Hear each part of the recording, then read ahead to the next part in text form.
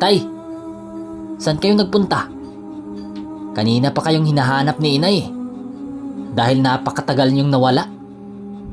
Tanong ng kapatid niya. Ganun ba? May mahalagang bagay lang kaming tinungo doon eh. Sige, papuntahan na namin siya, si inay. Batid rin namin kanina pa kami nitong hinahanap eh. Sagot naman ni Nuli. Matapos nilang mag-usap, dali-dali naman nilang pinasok ang loob ng silid upang matingnan ang kalagayan ng kanyang ina. Nang masipat nilang nasa maayos naman itong sitwasyon, agad namang sinabihan ni Nuli ang kanyang ama na ayos na ito. At sinabi nila ang mga gagawin nila sa mga mambabarang.